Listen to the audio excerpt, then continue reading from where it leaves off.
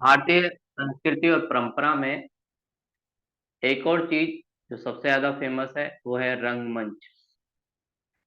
ये हमारी संस्कृति को और ज्यादा सुंदर और साथ में जीवन को भी अच्छा बनाती है। हमारे तीज त्योहार में रंगमंच एक तरीके से रचा बसा है। जैसे रामायण से जुड़े हुए किस्सों को दिवाली से पहले दिखाना, ये भी रंगमंच का हिस्सा है। साथ में ही उत्तर से लेके दक्षिण भारत कुछ लोक संस्कृति भी चलती रहती है और अलग अलग त्योहारों में अलग अलग चीजों का मंचन आपको दिखता है। तो रंगमंच को बोला जाता है कि सबसे पुराना तरीका इंसान का जीवन में थोड़ा सा मनोरंजन साथ में एंटरटेनमेंट लाने के लिए। और इसके कुछ चीजें लोक रंगमंच जमीनी स्तर पर जो लोग करते हैं उसी को कहते हैं लोक रंगमंच। इसमें बहुत सारी कहानियां, बहुत सारे वीर गाथाएं वो सब जुड़ी होती हैं। और आधुनिक रूप में रंगमंच भी दिखता है। आधुनिक रूप में आपको सिनेमा की दुनिया, थिएटर, ये सब दिखता है। थिएटर या सिनेमा की जो दुनिया है वो भी रंगमंच का एक रूप है। और इस थिएटर की दुनिया में कुछ चीजें भारतीय हैं, कुछ चीजें यूरोप से हम लोगों ने ली हैं, कुछ चीजें भारतीय तरीके से। जैसे आप देखेंगे बॉलीवुड मूवी हो या साउथ इंडिया की मूवी हो या कोई लोकल सिनेमा हो, चाहे पंजाबी चाहे भोजपुरी, उन सब सिनेमाओं में एक खास बात संगीत का होना, गाना होता है मूवी में। यूरोप वाली मूवियों में आप लोग गाना नहीं देखेंगे, लेकिन भारतीय मूवी में होता है क्योंकि संगीत हमारा एक इंपॉर्टेंट पार्ट रहा है। तो उसे अलग नहीं किया जा सकता सिनेमा की दुनिया से भी। और फिर लोक रंगमंच जिसमें नौटंकी, स्वांग, ये सारी चीजें कहीं ना कहीं हमारे समाज में रची बसी हैं, जिनसे जीवन और सरल हो जाता है और आपस में खुशियां बांटना शुरू हो जाता है। तो लोक रंगमंच में कुछ फेमस रंगमंच, जिसकी शुरुआत सबसे पहले नौटंकी। कई बार आपसे सिर्फ यही पूछा जाता है कि ये किस राज्य में होती है, क्या इसकी खूबियां हैं, कुछ स्टेटमेंट दे दी जाएंगे कि भाई ये चीज ऐसे है, इस राज्य में होती है, और बहुत सारे लोग इसको परफॉर्म करते हैं। तो ये क्या है? नौटंकी, तमाशा, स्वांग या माचा, इन सबको ही हम लोक रंगमंच में जानते हैं। और नौटंकी जो है ये ज्यादातर प्रसिद्ध है उत्तर प्रदेश। उत्तर प्रदेश में काफी ज्यादा इसका प्रचलन हमें दिखता है और माना भी जाता है ये नौटंकी की शुरुआत उत्तर प्रदेश से हुई। और इसमें संगीत, गाना प्लस जो कलाकार हैं वो अपनी कला के माध्यम से लोगों को नाटक करते हुए दिखाई देते हैं। और जो संवाद होते हैं इसके, वो आपको कविता की फॉर्म में होंगे। एक पात्र ने बोला, दूसरे पात्र ने जवाब दिया। और इसमें वीरता और प्रेम की कहानी आपको देखेंगे। वीरता की कोई कहानी, साथ में प्रेम की कहानी, इन दोनों का मिलन आपको नौटंकी में दिखता है। और साथ में एक पात्र जो लोगों को हंसाने के लिए काम आता है, जोकर। जो बीच बीच में आता है, कुछ चीजें सुनाता है, वो भी नौटंकी का एक हिस्सा होता है। इसका काम है जनता को हंसाते रहना। और ये लोग जो और पात्र हैं, वो उस कहानी को, उस स्टोरी को आगे बढ़ाते रहते हैं। तो ये उत्तर प्रदेश का एक फेमस लोक रंगमंच जनता के बीच जो लोग करते हैं, उससे जुड़ा हुआ है। दूसरा जो हमें दिखता है वो है स्वांग। ये आप लोगों ने सुना होगा कि स्वांग होता है, और ये उत्तर प्रदेश, साथ में मध्य प्रदेश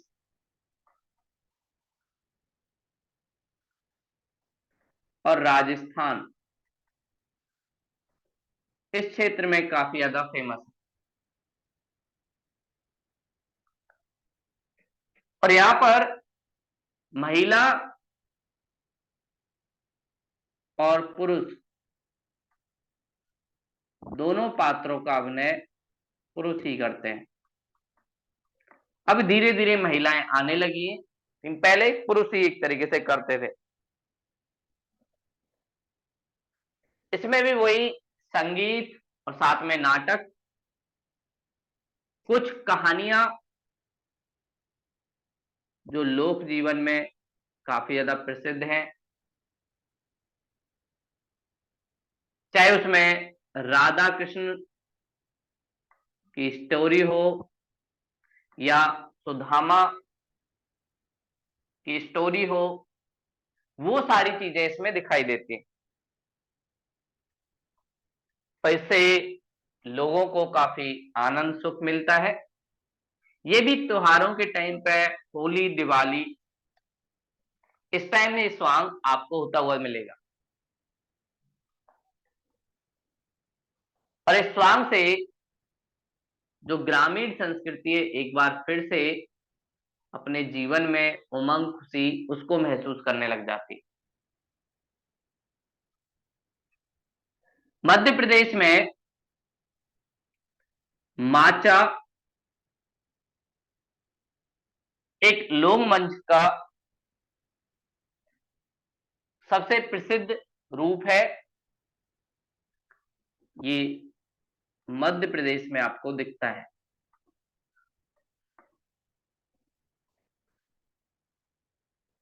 इसमें पारंपरिक नाट्य शैली जो मध्य प्रदेश के जीवन में या वहां के लोग के जीवन में जुड़ी हुई चीजें, उनको दिखाते हैं। और इसका विकास उज्जैन के क्षेत्र में हुआ। उज्जैन में काफी ज्यादा प्रचलित है, जिसमें पारंपरिक कथा,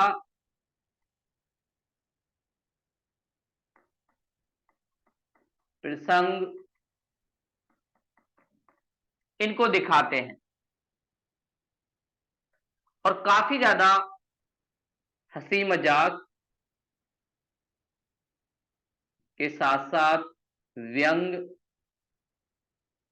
वो भी यहां पे दिखता है।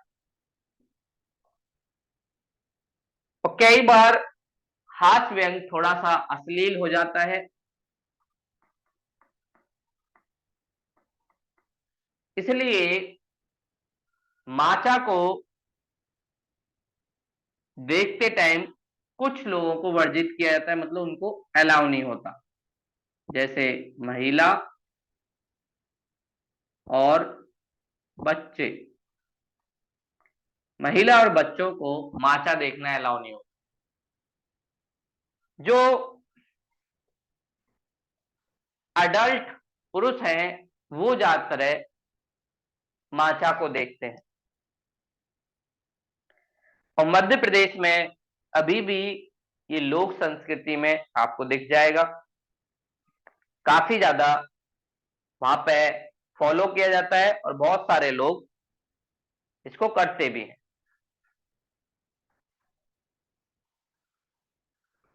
अगला जो है यात्रा।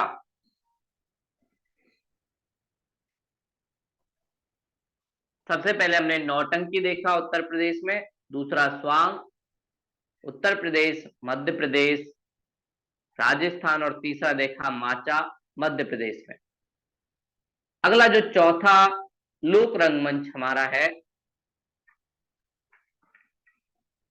वो है यात्रा। एक होता है यात्रा, ये है यात्रा। यात्रा नहीं, यात्रा है। ये जो किया जाता है मराठवाड़ा, वाड़ा जो क्षेत्र है वहां पर, महाराष्ट्र और साथ में कर्नाटक, और ये निकाली जाती है मंदिर में प्रतिवर्ष, अपने जो देवता हैं उनकी याद में, उनको सम्मान देने के लिए। और सबसे ज्यादा जो ये प्रसिद्ध है वो है गोवावन। गोवा के लोगों के लिए इसका काफी ज्यादा धार्मिक महत्व है, इसलिए वो लोग इसको काफी ज्यादा मानते हैं और गोवा की संस्कृति में रचा बसा है। वैसे महाराष्ट्र, कर्नाटक, गोवा इस सारे क्षेत्र में परफॉर्म किया जाता है, लेकिन गोवा में थोड़ा सा ज्यादा है। अगला जो है यात्रा। अब यात्रा है, पहले यात्रा था, यात्रा। इसको बंगाली संस्कृति में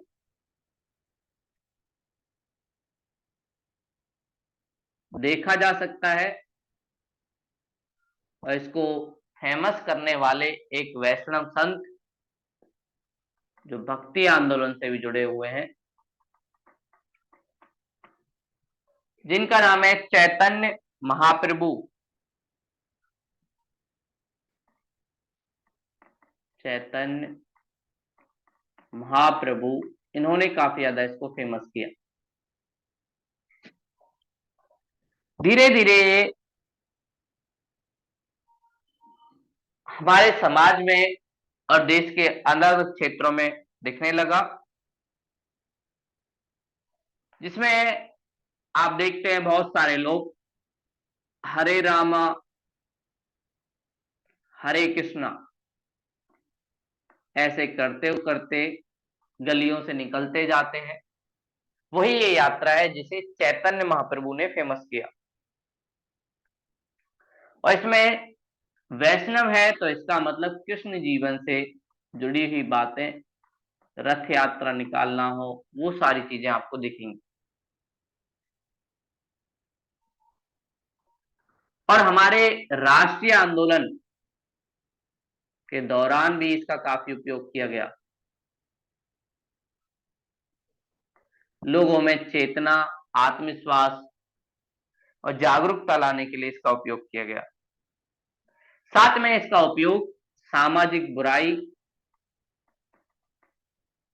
जो हमारे समाज में है उसके लिए भी किया जाता है।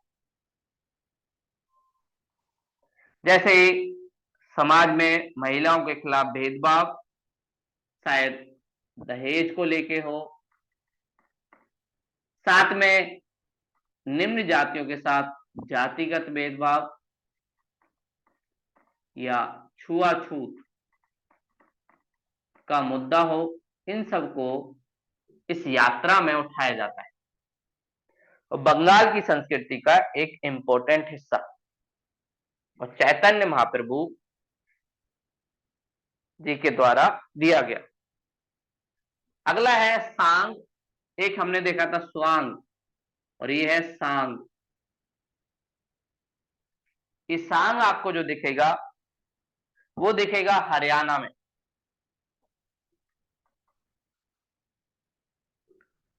इसमें क्या होता है, एक कलाकार जिसको कुछ भी गाना होता है, वो पब्लिक के बीच में, ये सारी पब्लिक है और इसके बीच में एक कलाकार बैठा है और ये कलाकार चीजें गा रहा है। इसके पास हारमोनियम, साथ में कुछ और लोग तबला वबला लेके बैठे हैं और ये सारे लोग इसको देख रहे हैं।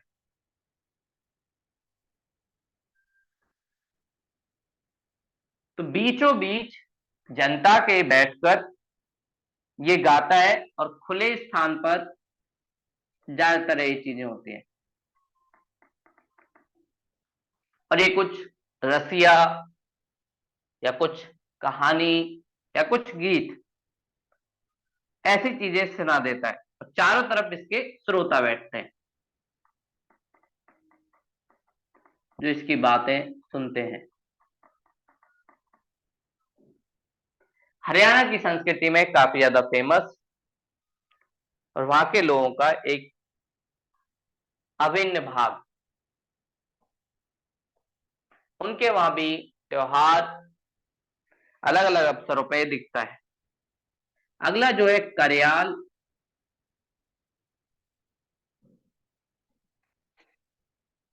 या करयाला जिसे बोलते हैं, ये हिमाचल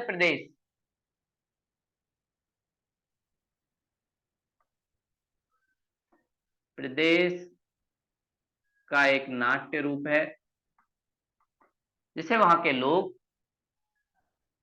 अपने जीवन में काफी ज्यादा अपनाते हैं और हिमाचल प्रदेश की संस्कृति का एक अभिन्न हिस्सा। और वहां के लोग इसे अपने जीवन में सुख, शांति, साथ में थोड़ा सा मनोरंजन करने के लिए सारी चीजें करते हैं। इसमें भी वही वीर गाथाएं और प्रेम की कहानी, ये सारी चीजें आपको मिलेंगी। अगला है जसिन।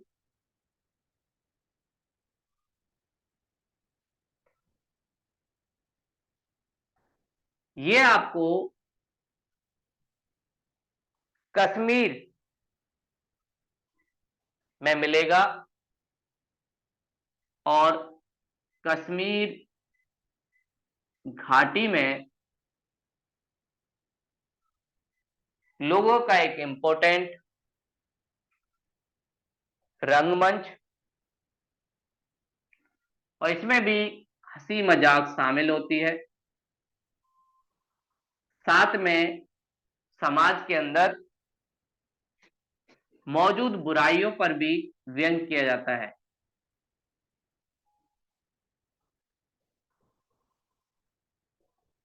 थोड़ी सी बातें बोली जाती हैं जो हमारे समाज में गलत हैं, तो समाज के ऊपर व्यंग भी आपको जश्न में मिलेगा।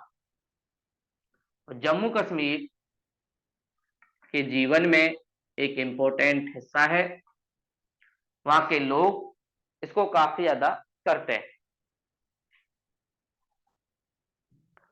अगला जो है तमाशा।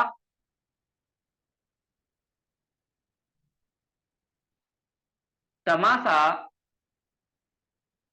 यह आपको महाराष्ट्र में काफी ज्यादा दिखता है और वहां की संस्कृति का एक इम्पोर्टेंट हिस्सा। इसमें एक तरफ संगीत, दूसरी तरफ नृत्य, इन दोनों का मिलन शामिल है। और इसका उपयोग स्वदेशी आंदोलन के समय, जो बंगाल विभाजन के बाद 1905 में हुआ और जिसे लीड किया लाल बाल पाल ने, लाला लाजपत राय, बाल गंगाधर तिलक और बिपिन चंद्र पाल। और तिलक ने लोगों को एकजुट करने के लिए तमाशा का उपयोग किया।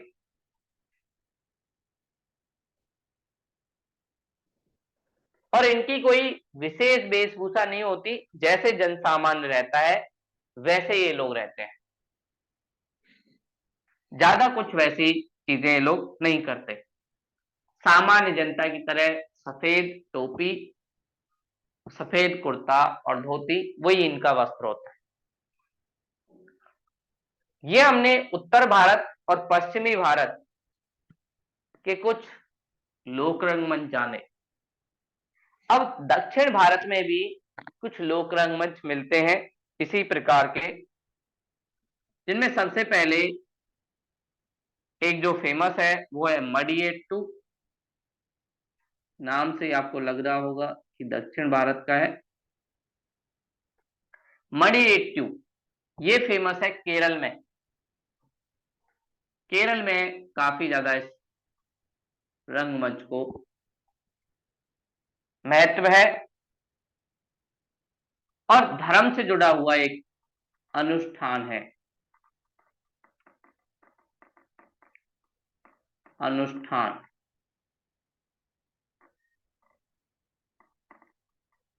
उनकी संस्कृति का एक हिस्सा। और जब गर्मियों में फसल कट जाती है उसके बाद इसको किया जाता है।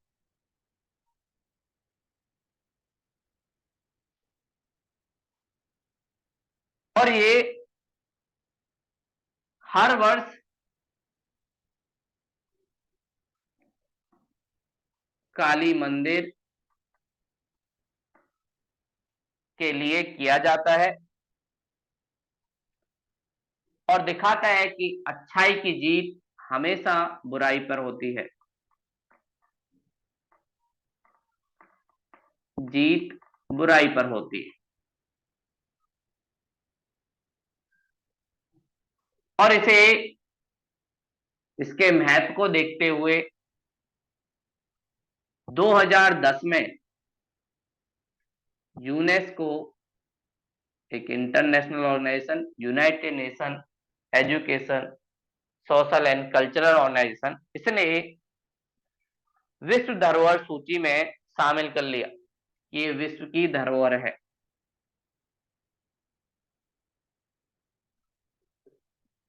सूची में मडियाट्टू को शामिल किया। तो मडियाट्टू काफी ज्यादा फेमस है दक्षिण भारत में, खासकर केरल की संस्कृति में। मां काली के लिए पूजा हर साल इसमें की जाती है, और इसमें अच्छाई के ऊपर हमेशा बुराई कमजोर पड़ती है, इस कहानी को दर्शाया गया है।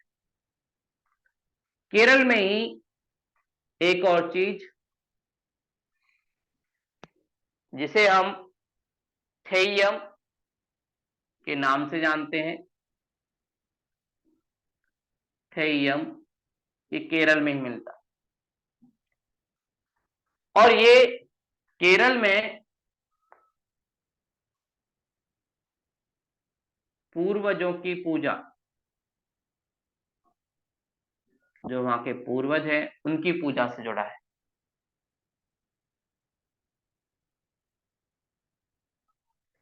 और नृत्यक जो होते हैं वो इसे मानते हैं कि उनके गांव की जो रक्षा है वो उनके पूर्वज करते हैं।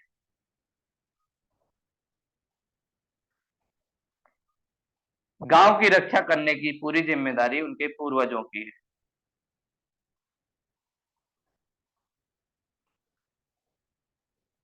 और इसलिए उनको सम्मान देना हमारा कर्तव्य है। और इसमें वेशभूषा काफी ज्यादा आकर्षक,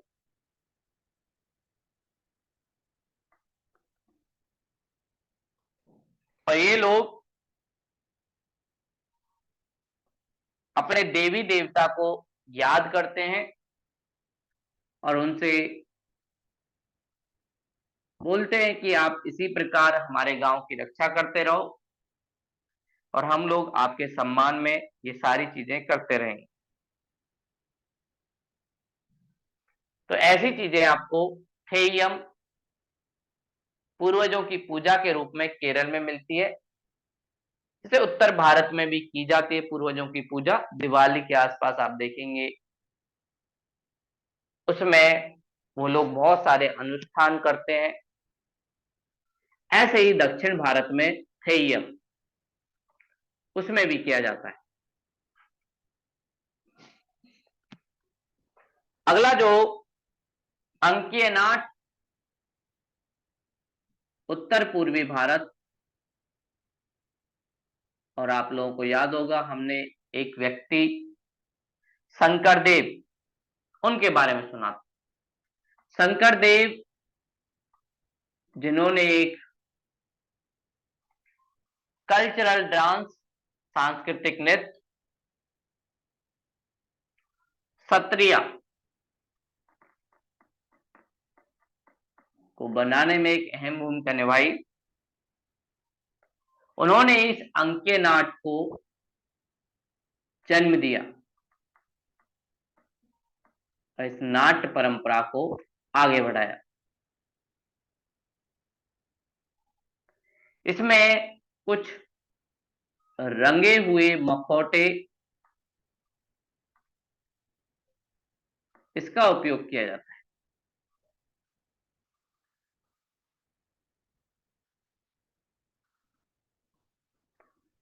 और इन्होंने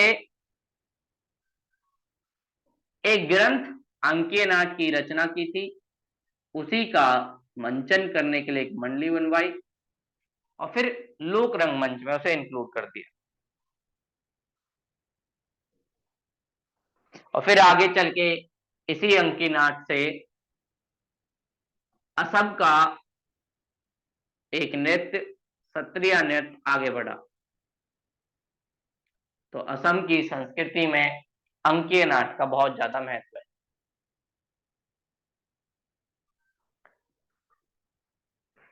अगला जो आते हैं उसमें एक चीज और, कठपुतली, जो भारत के अलग अलग हिस्सों में परफॉर्म की जाती है और ये भी अच्छाई पर बुराई की हार और बुराई पर अच्छाई की जीत को दिखाती है। कठपुतली कई जगह फेमस है, अलग अलग तरीके से परफॉर्म की जाती है। कई जगह धागों का उपयोग करके, कई जगह दस्तानों का उपयोग करके, कई जगह छाया कठपुतली आपको दिखेगी। तो कठपुतली रंगमंच का ही एक रूप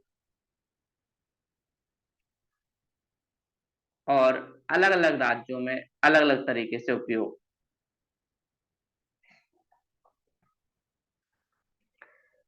और यह भारत की सबसे पुरानी नाट्य परंपराओं में से एक है। इसका जिक्र हमें प्राचीन भारत में मिलता है, कैसे कुछ कलाकार धागों का उपयोग करके इसको बनाते हैं। और कठपुतली में जो स्थानीय वेशभूषा होती है उसका उपयोग किया जाता है।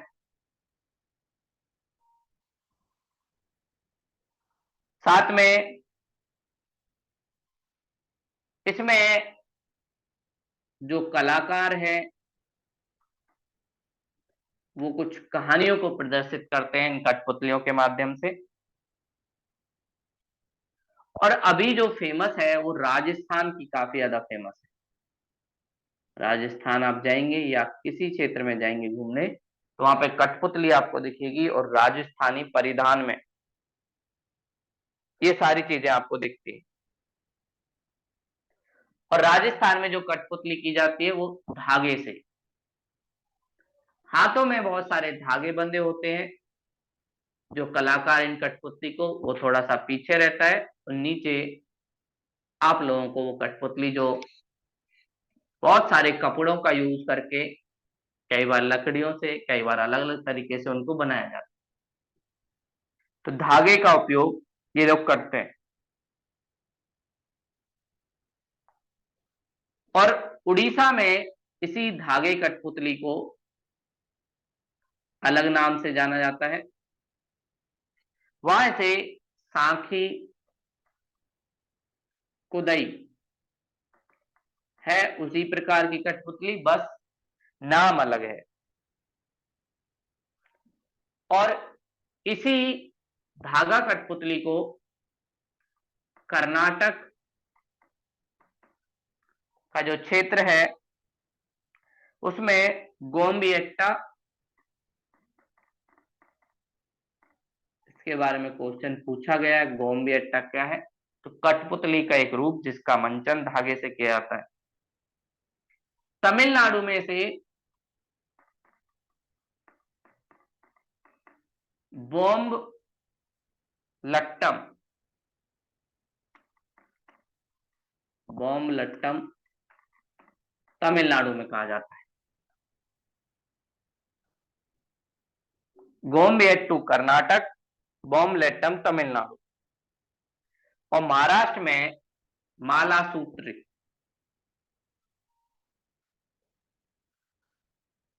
महाराष्ट्र में इसी धागा कठपुतली को माला सूत्री,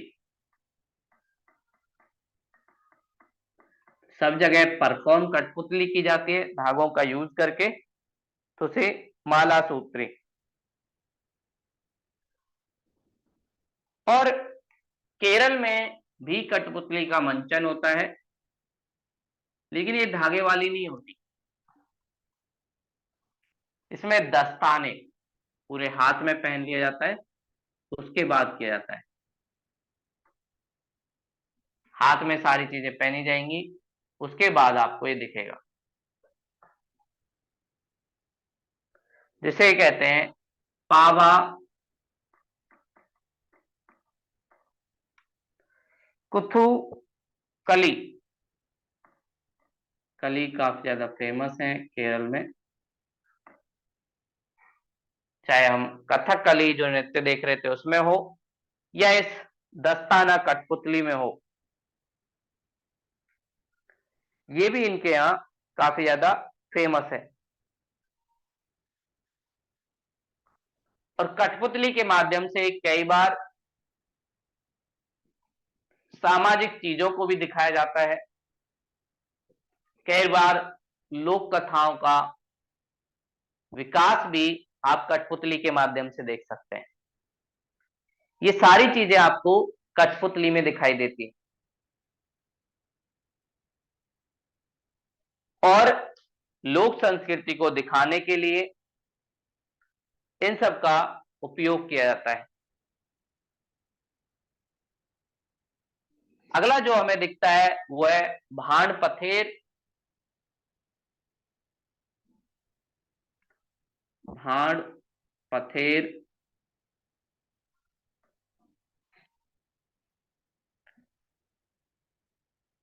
यह कश्मीर का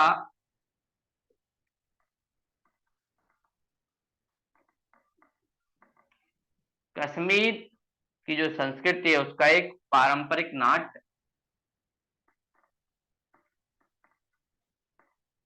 नाट्य रूप इस रूप में दिखाई देता है, जिसमें गीत है, साथ में नाटक है, और साथ में व्यंग शैली, सामाजिक बुराइयों पर कटाक्ष करती हुई चीजें इसमें दिखेंगी। तो बाण पथेर काफी ज्यादा फेमस है। वहीं एक और उत्तराखंड में जो हमें दिखता है रमन, उत्तराखंड के क्षेत्र में कल्चर में एक और रंगमंच जिसे हम रमन के रूप में जानते हैं।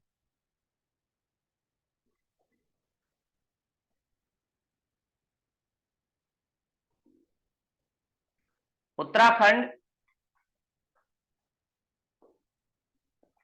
की संस्कृति का एक रूप,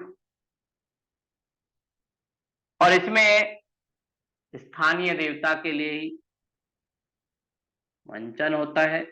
उनको याद किया जाता है कि आप हमारी सुरक्षा करना, कोई भी चुनौती आए तो उसका सामना करने की शक्ति देना। और इसे यूनेस्को ने अपनी विरासत स्थल में शामिल किया।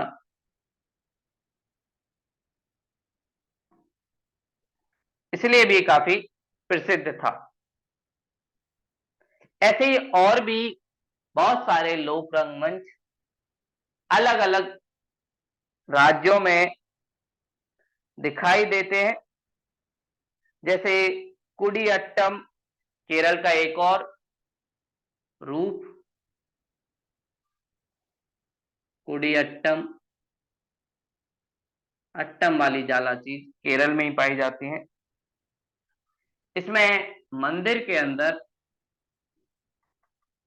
थिएटर या नाटक का स्वरूप दिखाई देता है, जिसमें संस्कृत भाषा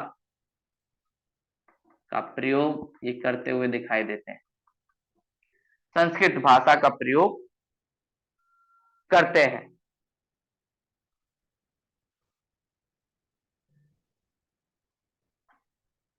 उसके बाद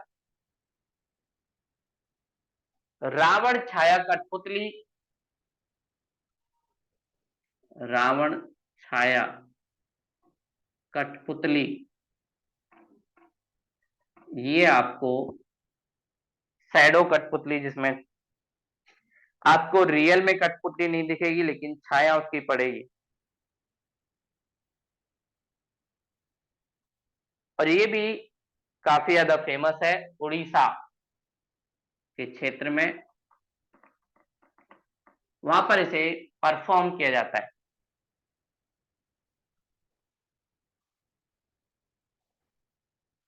तो बहुत सारे लोग इसे करते हैं।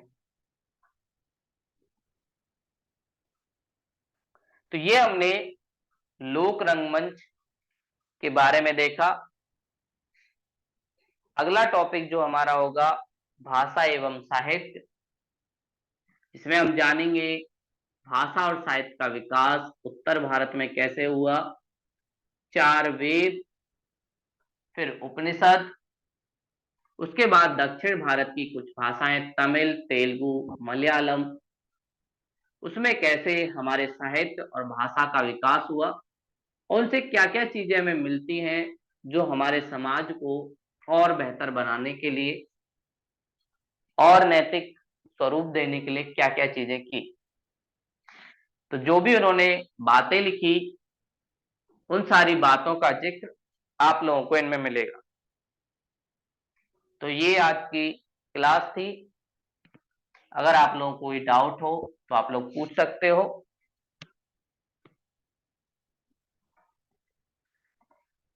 मिलते हैं कल की क्लास में।